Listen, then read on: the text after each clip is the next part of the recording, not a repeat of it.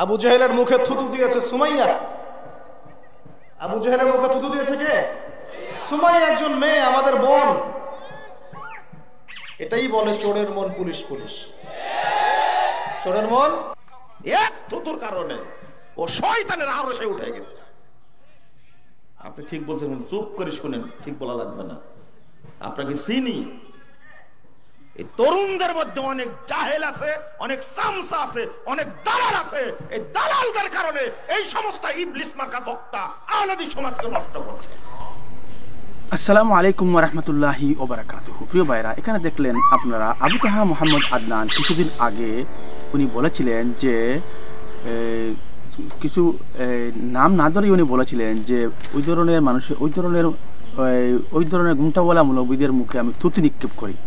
বন্ধুগণ, এই কথাটার উপর ভিত্তি করে বেশ কয়েকদিন ধরে খুব বেশি বিতর্ক চলতেছে আবু তাহা মোহাম্মদ আদনানকে নিয়ে এবং আরও অন্য কোনো কিছু বিষয় নিয়ে। এতে আমরা জানি সুরাইয়া রাদিয়াল্লাহু তাআলা আনহা আবু জাহেলের উপর থুতু নিক্ষেপ করেছিলেন। এই কথাটার উদাহরণ দিতেছেন আবু তাহা মোহাম্মদ আদনান এই বক্তব্যের মধ্যে।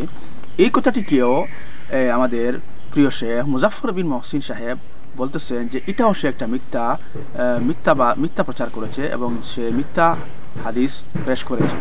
এ বিষয়ের উপর মুজাফফর বিন মহসিন সাহেব বেশ দীর্ঘ বক্তব্য দিয়েছেন। আসুন মুজাফফর বিন মহসিন সাহেব কি বলতে চাইতেছেন এই বিষয়টা নিয়ে, এবং আবু তাহা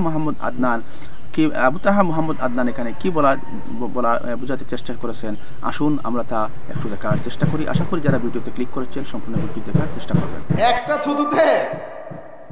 একটা থুতুতেই দেখা যায় যে পুরা জালেম মাজলুম পৃথক হয়ে যায়, মুহাক্কিক এবং মুনাফিক আলাদা হয়ে যায়। আবু জেহেলের মুখে থুতু দিয়েছে সুমাইয়া। আবু জেহেলের মুখে থুতু দিয়েছে কে? সুমাইয়া, একজন মেয়ে, আমাদের বোন। এটাই বলে চোরের মন পুলিশ পুলিশ। চোরের মন। এখন বুঝলাম যে থুতু এক্স্যাক্টলি ঠিক জায়গাতে লেগেছে। যে ব্যক্তি মানহাজ বুঝবে, মানহাজের উপরে থুতু মারে কেন? আকীদার উপরে থুতু মারবে কেন? মানহাজ তোর বাপের পৈতৃক সম্পত্তি।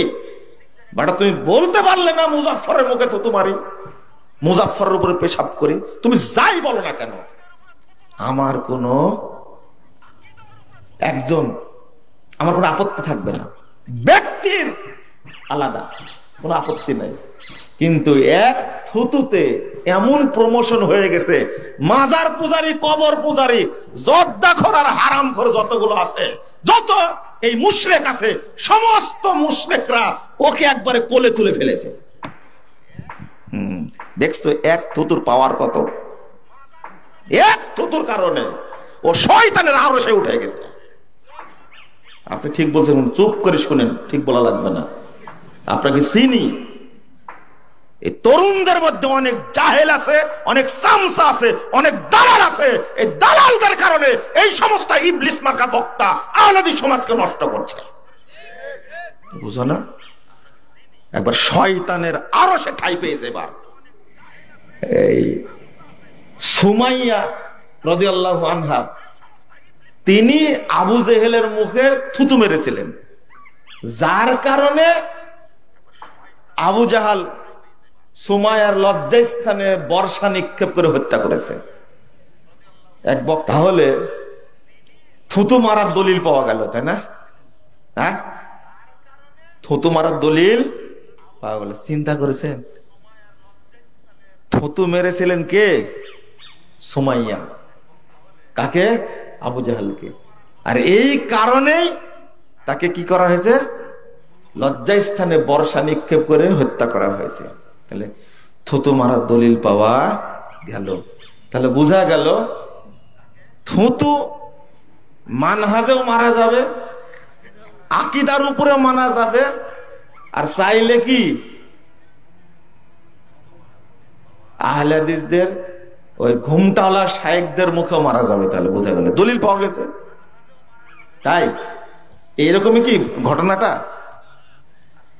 দেখেন, একটা মিথ্যাকে জায়েজ করার জন্য আর একটা মিথ্যার জন্ম দিয়েছে। বুঝেননি কথা? এই যে আপনারা কষ্ট করে বসে আছেন এখানে, এই ধরনের মিথ্যা কথা যদি বক্তা বলে, এটাকেই আল্লাহ রাসূল বলেছেন এই শয়তান। আল্লাহ একে কি বলেছেন? শয়তান বলেছেন। কিন্তু আপনারা বুঝেন না। শয়তান কি বুঝবেন আপনারা? আস্তাগফিরুল্লাহ, আস্তাগফিরুল্লাহ। আরে আবু জাহাল বলল, সুমাইয়া তুমি ইসলাম ত্যাগ করো, সাথে সাথে বলছে না আমি ইসলাম ত্যাগ করবো না। বরং একটা হাদিস এসেছে এরকম যে সুমাইয়া থুতু মারা তো দূরের কথা, সুমাইয়া শাস্তির কারণে চুপ ছিলেন, মানে কৌশলে বাঁচতে চাচ্ছিলেন যে আমাকে যেন এইভাবে মারা না হয়, বাঁচতে চাচ্ছিলেন। তাহলে আবু জাহালদের প্রতি সমর্থন ছিল একটু, কিন্তু অন্তরে কি ছিল? ঈমান ছিল।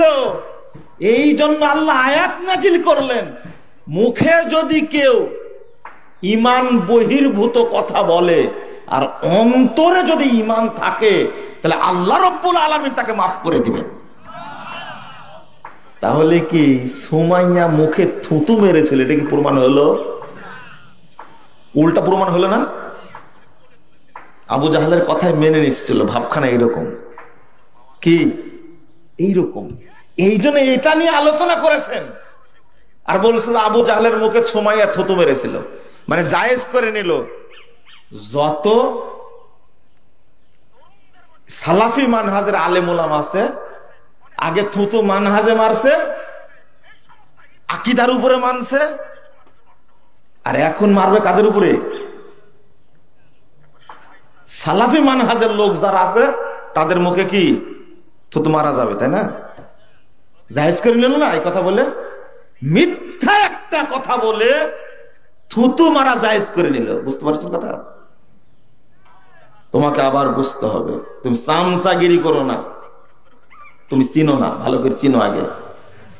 যে ব্যক্তি এবার যে হাদিসটা বলেছে, মিথ্যা কথা বলেছে, আবু জাহালের মুখে থুতু মেরেছিল সুমাইয়া, এটার কারণে যে কোথায় উঠবে আল্লাহ জানে। কোথায় উঠবে? এবার ইবলিসের মাথায় উঠবে।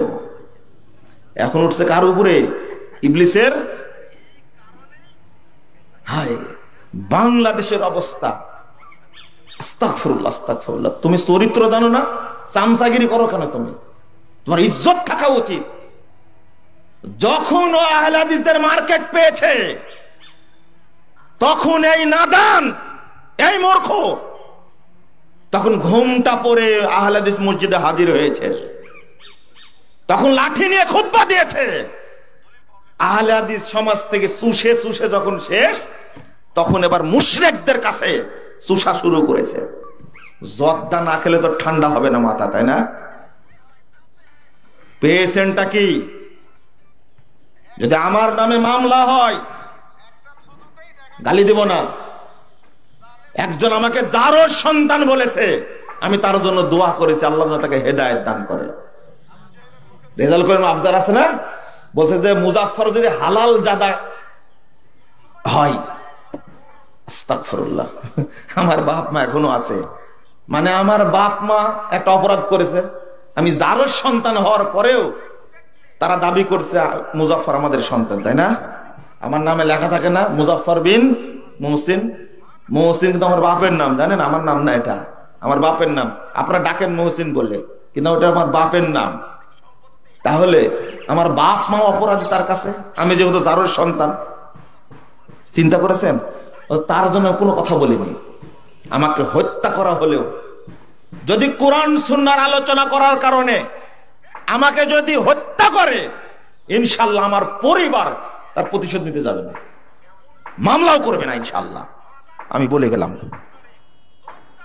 তুমি কোরআনের উপরে, হাদিসের উপরে মানহাজ হলো আল্লাহ প্রদত্ত।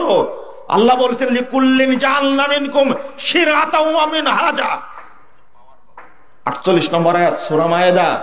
আল্লাহ বলেছেন আমি তোমার প্রত্যেকের জন্য শরীয়ত দিয়েছি এবং মানহাজ দিয়েছি।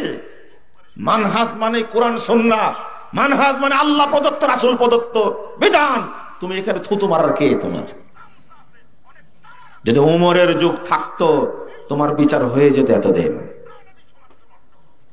তবে একদিন সময় আসবে যেদিন এই বাংলার মাটিতে শিরিক বিদআতের আড্ডাখানা থাকবে না, সেদিন এই বাংলার মাটিতে মাজার পূজা থাকবে না, কবর পূজা থাকবে না, পীর পূজার নামে শয়তানি থাকবে না, জাল হাদিস বর্ণনার সাহস কেউ পাবে না ইনশাআল্লাহ। মনে রেখো, একদিন টাইম আসবে, আল্লাহ ওই টাইম দিবে ইনশাআল্লাহ। খালি অপেক্ষায় থাকো।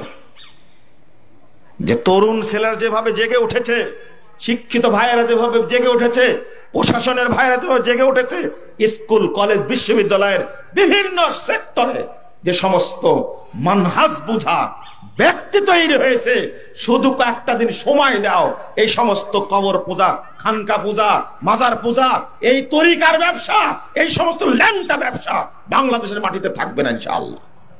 সব দূর হয়ে যাবে ইনশাআল্লাহ। এই দেশে একদিন তাওহীদ প্রতিষ্ঠিত হবে ইনশাআল্লাহ, হবে ইনশাআল্লাহ। মানহাজ কাকে বলে মানুষ বুঝবে ইনশাআল্লাহ।